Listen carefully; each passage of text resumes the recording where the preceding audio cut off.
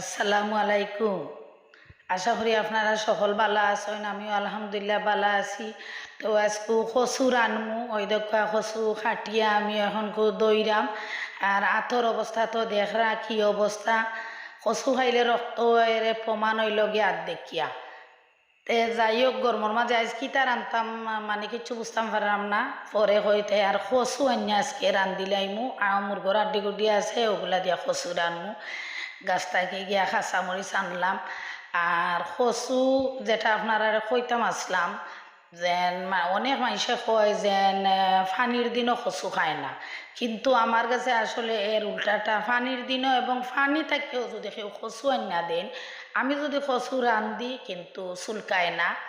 আর তো চুলকাইতো নাই, আবার খাওয়ার সময় চুলকাইতো না। হয়তো আপনারা কইতে পারেন এটা আমি গফররাম, এটা আন্তাজি, কিন্তু ওটাও রিয়েল আর ওটাও বাস্তব। আমি ফানির দিনেও কচু আনিয়া খাই, এমন স্টাইলে রান্ধি, কোনো ধরনের চুলকানি নাই। খাওয়ার সময় কোনো সমস্যা হয় না, ছোটো বড় সবে খাইতে পারেন কচুটা।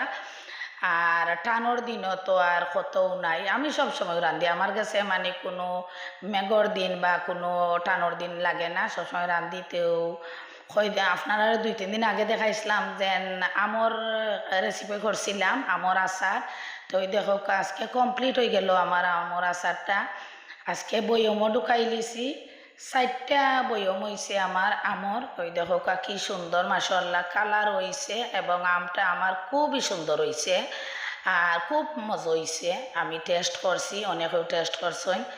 যাই হোক, আমি সব কিছু দিয়া ওই দেখো এখন আমার কচুটারে আমি আস্তে আস্তে লাড়াচাড়া করলাম। কিন্তু একটা কথা আছে, কচু রানলে আমার প্রায় 1.5 থেকে 2 ঘন্টা যায়।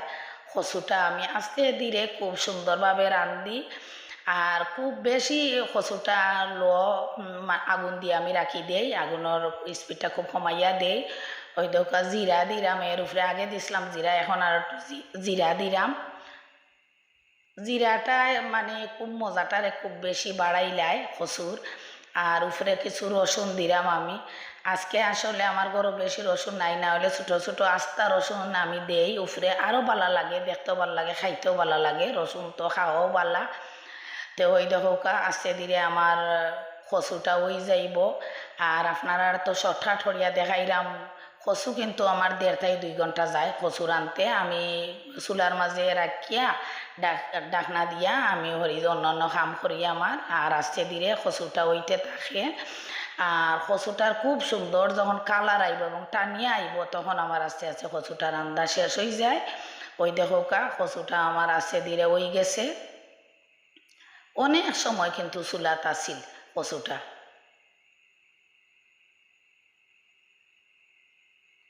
জানি না আপনারা কিলা লাগবো, কমেন্টস জানাইবা। আর ভালো লাগলে অবশ্যই লাইক কমেন্ট শেয়ার করবা। ওই দেখো আমার কচুটা কিন্তু ওই গেছে। এখন আমরা ভাত খাইলিমু। ওই দেখো কচু দিয়ে আজ খানিত বইমু। কচুটা খুবই মজা হয়েছে, লোক সামলানি যান না। আর গরমের মাঝে আসলে ওগুলা খাইতেও ভালো, মাছ মাংস এটা একটু ডিলেট করবো, আমার কাছে লাগে ভালো হইব। ওই দেখো আমি পেঁয়াজ লইছি আর নাগামরিচ লইছি, লেবু লইছি। একটু ডেকোরেশন করলে খাওয়ার মাঝে একটু ভালো লাগে, আর দেখতেও ভালো লাগে, আর দেখতে ভালো লাগলে খাইতেও ভালো লাগে। ওই দেখো আমি আমার নতুন আমৰ আচারের এক টুকরা লইছি। আমৰ আচার গরমের মাঝে খুব বেশি ভালো লাগে, আর কচু দিয়ে খাইতে তো আর কতও নাই, খুবই ভালো লাগবো। ওই দেখো আমার খাওয়া দাওয়া আরম্ভ হয়ে গেছে।